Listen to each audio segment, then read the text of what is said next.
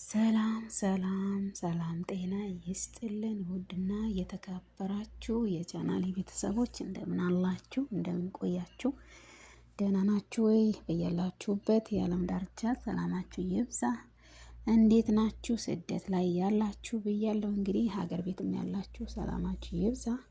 ሀገራችን ሰላም ያርግልን፣ ያለንበት ሀገርም ሰላም ያርግልን፣ ዓለማችን በሙሉ ሰላም ያርግልን። ሰላም ለሰው ልጆች ይሁን። ዛሬ እንግዲህ አደይ ድራማ እንደተለመደው ዛሬ ሶስተኛ ቪዲዮዬን ነው መስራት ከጀመርኩ። ዛሬ ሶስተኛ የቪዲዮ ክፍል 259 ላይ ደርሰናል። እንግዲህ ክፍል 259 ካየነው ከታዘብነው እንፈተፍታለን ማለት ነው። ሀሳብ አስተያየታችሁን ኢንቦክስ ላይ ወይም ኮመንት ላይ አስቀምጡልን። ይህ መቀጠል አለበት ወይስ ደግሞ መስተካከል አለበት የምትሉትን እንግዲህ ሰው ሳይተች ወይም ደግሞ ሳይነቀፍ የበለጠ ስራ ሊሰራ አይችልም። አስተያየታችሁን ጻፉልኝ በኮመንት እኔ አነባለሁ። ምን ጎደለው፣ ምን መስተካከል አለበት የሚለውን እፈልጋለሁ። ያው አብሮነታችን እንዲቀጥል ማለት ነው ውዶችዬ። እንግዲህ ያው ክፍል 259ን እንዳየነውና እንደታዘብነው ከዚህ በፊት እንግዲህ እንደምታስታውሱት አደይ ከነ ፍቅር ቤት ብዙ ጊዜ ሰርታለች። ሁሉንም ችላ ለእኛ ተምሳሌት እስከ መሆን ድረስ ደርሳለች ማለት ነው። ዛሬ ግን በቃኝ ብላ የራሷ ህይወት ለመኖር እንዲሁም ከሚወዳት ዴቭ ጋር አብረው ለማሳለፍ ከሚወዳትና ከምትወደው ዴቭ ጋር የራሳቸው ህይወት ለመመስረት ብለው እንግዲህ ጓደኛ ቤት ለሊጋ አርፋለች። እንግዲህ ለሊጋ ሆነው የሰርጋቸው ቀን በመጠባበቅ ላይ ይገኛሉ ማለት ነው። በዚህ መሀል ደግሞ ፍቅር እንግዲህ ዴቭን ስለምታፈቅረውና ዴቭ ደግሞ ወደ አደይ ተጠቅልሎ ስለሄደ የቅናት መንፈስ አድሮባት እንግዲህ አደይን ለማብሸቅ ወይም ደግሞ ለማጠልሸት ያለፈው ህይወቷን ለማስታወስና እንዲሁም የበታችነት እንዲሰማት ለማድረግ ቤት ድረስ ሄዳ ሰው በሌለበት ብዙ እየዛተችባትም በቃ እየፎከረችባትም ነበር። ከዚህ በፊት የኛ ሰራተኛ ነበርሽ፣ አሁን እንዴት ሆንሽ ትላታለች። ሰው ሆኖ ማይለወጥ የለም። አንዳንድ ጊዜ ብዙ ሰዎች ሰው ሰራተኛ ሆኖ የሚቀር ይመስላችኋል ማለት ነው። ኢቨን እዚህ ያለንበት አረብ ሀገር ራሱ አረቦቹ ሁሌ የእነሱ ሰራተኛ ሆነን እንድንቀር ነው በቃ የምንቀር ነው የሚመስላቸው። ምንም በሀገራችን የራሳችን ህይወት እንደሌለን ነው የሚያስቡት። ያው ሀገር ቤትም ሆኖ በቃ የራሱን ህይወት ይኖራል ብለው አያስቡም። ብዙ ሰዎች ሰራተኛ ሆኖ የሚቀር ይመስላቸዋል። ግን ደግሞ ጠንቅቆና በርትቶ ከሰራ ከነሱም በላይ ሊሆን ይችላል። ይሄ እንግዲህ አስተሳሰብሽ ቀይሬ እንላለን ፍቅር። ምክንያቱም ትላንትና ሰራተኛችሁ ብትሆንም ጠንክራና ታግሳ በመስራቷ ዛሬ ካንቺ በላይ ህይወት የመኖር እድል አላት ማለት ነው። ይህ ደግሞ አዙሮ አለማሰብ ነው እንደዚህ የሚያደርግሽ። እንግዲህ ዴቭን እሷ ጋር ጠቅልሎ ሄዷል ማለት ነው። ምንም ያክል እንኳን ያለፈ ህይወቷን እያስታወስሽ ለማጠልሸት ብትሞክሪም ምንም አይነት ትኮራበታለች እንጂ ታግሳ ወጥራም ስለሰራች ትኮራበታል እንጂ ባለፈው ህይወቷ አታፍርበትም። ምክንያቱም የምታፍርበት ስራ አይደለም የሰራችው። ኢቭን እኛ ድረስ እንኳን የምናበረታት ኢቭን ለእኛ ተምሳሌት የሆነች ናት። በቃ ምክንያቱም ከዛ ቤት ታግሳ እየሰራች ሁሉንም ችላ እየሰራች ለእኛ ምሳሌ ሆናለች። እኛ አረብ ሀገር የምንሰራ የመዳም ቅመሞች ምሳሌ ናት እሷ ማለት ነው። እንኳን ልታፍር ቀርቶ ማለት ትኮራበታለች። እና ፍቅር እንደዚህ አይነት ባታረጊ ደስ ይለናል ማለት ነው። እና አደይን ባለፈ ህይወቷ እያጠለሸሽ እና አደይን ባለፈ ህይወቷን ለማጠልሸት ብትሞክሪም ትኮራበታለች፣ እኛም እንኮራበታለን። ያለፈ ህይወቷ ለእኛም ተምሳሌ ትሆናለች። ፍቅር እንግዲህ አማራጭሽን ብትፈልግ ይሻልሻል። እስካሁን ያላጠመድሽ ወጥመድ የለም እሷን ለመጣል። ከቤታችሁ ከገባች ጀምሮ ብዙ ጊዜ ወጥመድ ስታጠምጂም ነበረ። እስከማገት ድረስ ደርሰሽ ነበረ፣ ግን ሊሆን አልቻለም። ምክንያቱም ቅን ልብ ናት አደይ ማለት ነው። አደይ ቅን ልብ ስለሆነች በቅን ልቧ ብዙ ነገሮች መክታለች። ፈጣሪም ከጎኗ ነው። ግን አማራጭሽን ብትሞክሪ ከዚህ በኋላ እሷ ላይ ምንም አይነት ወጥመድ ለማጥመድ ባትሞክሪ ነው ምንልሽ። ምክንያቱም አይሳካልሽም። እሷ ቅን ልብ ስለሆነች ነገራቶችን በቅን ልቧ ታልፈዋለች ማለት ነው። እና እንደዚህ ልሻለው ፍቅርዬ፣ እንግዲህ ተይ እንግዲህ ያውስ አቁሚ በሷ ላይ። በቃ እሷ ዴቭ ይወስዳታል፣ ዴቭ ያገባታል። በቃ ለዴቭ ናት የምትገባውም ለዴቭ ነው።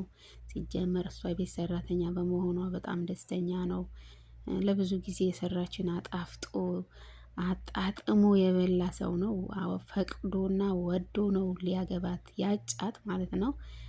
እና እንደዚህ ባታረጊ ጥሩ ነው። ከዚህም በኋላ ደግሞ ተንኮል ባትፈጥሪ ባትሰሪ እንልሻለን። ፍቅር እንግዲህ ምን ይደረጋል፣ አለመታደል ሆኖ የተንኮል ሴራ ስጠነሽሽ ታድሪያለሽ ማለት ነው። እንግዲህ እንደዚህ ባታረጊ ብለን እንመክርሻለን። እና ዶክተር ደግሞ እንግዲህ በሩታ ፍቅር እየተሸነፈ ይመስላል በአሁኑ ሰዓት። ያው ዋናው ነገር ሰው ሊነግረው በቀጥታ የሚፈልግ ሰው አለ። አንዳንዴ እሷን ብዙ ጊዜ ፍቅሯን ለመግለጽ ጥራለች፣ በጣም ለፍታለች። ግን ደግሞ በአጋጣሚ ዛሬ ኩኩሻ እንግዲህ የዳይመንድ ፍቅረኛ በግልጽ ነግረዋለች። እንግዲህ ዳይመንድ እሱን የሚመስል አንድ ግልጸኛ ፍቅረኛ አግኝተዋል ማለት ነው። እሷ ግልጹን ነግረዋለች። እንግዲህ እንደምታፈቅረው ሩታ እንደምታፈቅረው እና እንደምትሳሳለት በግልጽ ነግራው፣ ከዛ በቃ እንደዚህ ከሆነ እረዳታለሁ የሚል ሀሳብ አመጣ ማለት ነው። አዎ ዶክተራችን ሀሳብን ስለቀየርክ እናመሰግናለን። ለዚህም ሰበቡ አደይ ናት ማለት ነው። ያው በቃ ሀገር ውስጥ እንድትሆን ታስፈልገናለህ ስላለችው ሀሳቡን ሊቀይር አስቧል ማለት ነው። ያው ደግሞ አሁን ኩኩሻም እንግዲህ ሩታ እንደምትወደው እንደምታፈቅረው ነግራው እንግዲህ በቃ እረዳታለሁ የሚል ሀሳብ አምጥቷል። ይዘልቃል ወይስ አይዘልቅም የሚለውን እናያለን ማለት ነው። ያው ሩታ በጣም ትወደዋለች። ለሱም ብላ ስትንከራተት ነበር ባለበት በሄደበት እና በቃ እረዳታለሁ ብሎ ያለውን ነገር እሷን ለማረጋጋት ወደ ቤት ፍለጋ ሄዶ ነበር። ወደ ቤትም ሄዶ እንግዲህ ሊያገኛት አልቻለም። አጋጣሚ ካሹና ከሮማን ተገናኝቶ ያለውን ነገር ከቤት የለችም አሁን ወጣ ብላለች ብለውታል። እንግዲህ ስትመጣ ሰላምታይን አድርሱልኝ ብለዋል። አሹዬም እንግዲህ እንደምታውቁት እንግዳ ተቀባይ ነው። ደስ የሚሉኝ አሹና ሮማን በጣም ምስኪን ናቸው።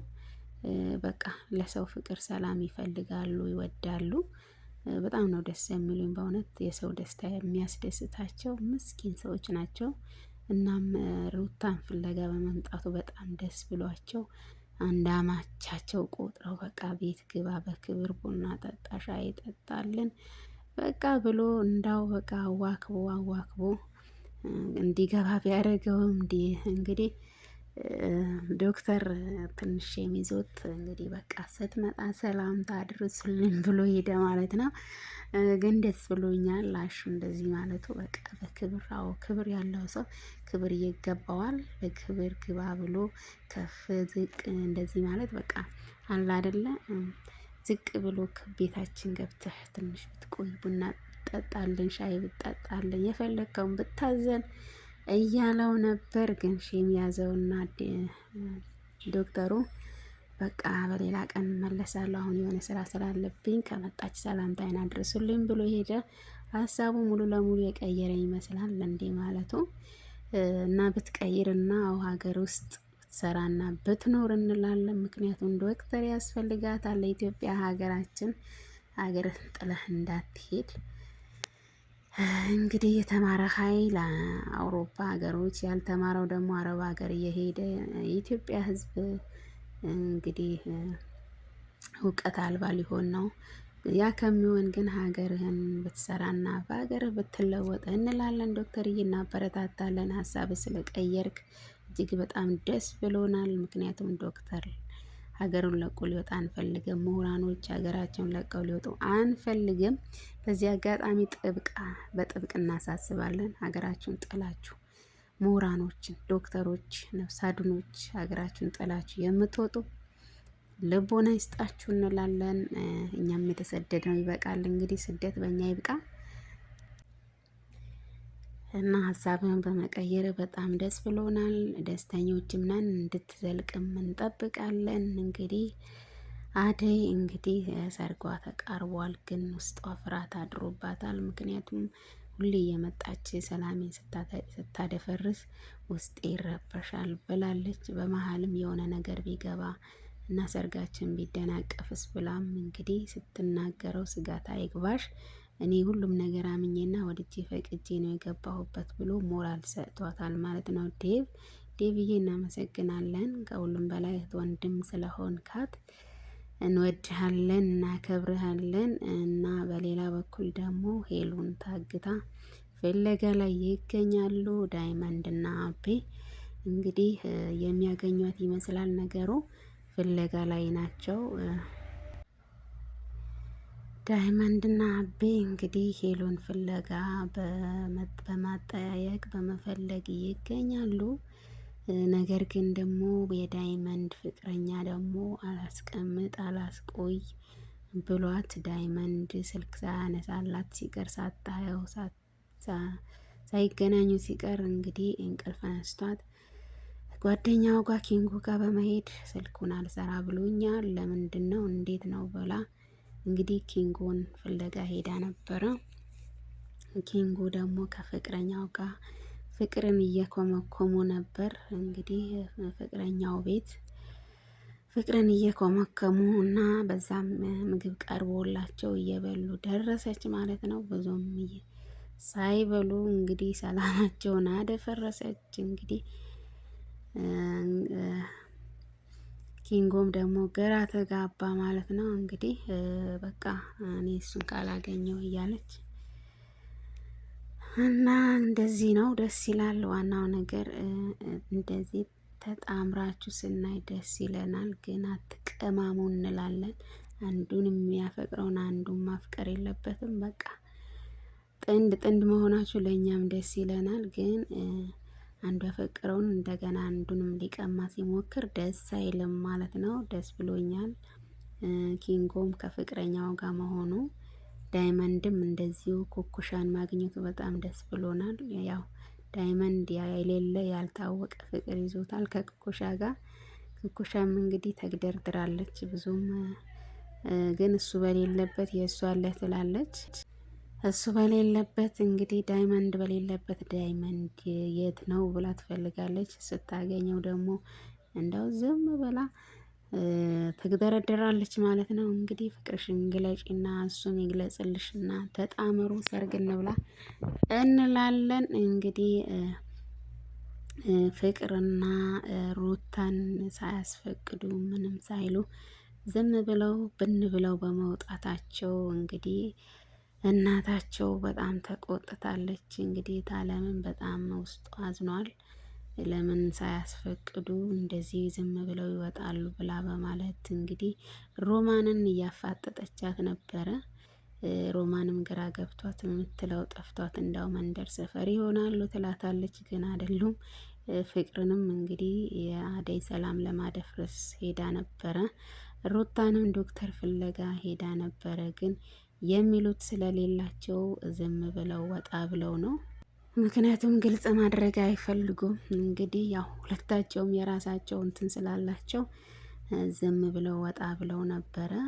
በዚህም ደግሞ በጣም ተናዳለች። ለምንድን ነው የማልከበረው? ለምንድን ነው የማያስፈቅዱኝ? ለምንድን ነው የማይነግሩኝ? እያለች የውስጧን እንግዲህ ከሮማን ጋር እያወሩ ነበረ እና ፍቅርና ቤዛ ደግሞ በአዲስ እንደገና አደይ ላይ ተንኮል ለመስራት ተስማምተዋል። ምን እንደሚያደርጉ ቀጣይ እናያለን ማለት ነው። ምክንያቱም እንደ ባለፈው ሴራ ፈጥረው ከአደይ ለመለያየት ይሞክራሉ፣ ግን አይሆንም። እናምናለን እንደማይሆን፣ ግን ሴራቸው ደግሞ ምን እንደሚሆን ቀጣይ ክፍል እንገልጻለን ማለት ነው። ላዳመጣችሁን ለተከታተላችሁ መልካም ጊዜ መልካም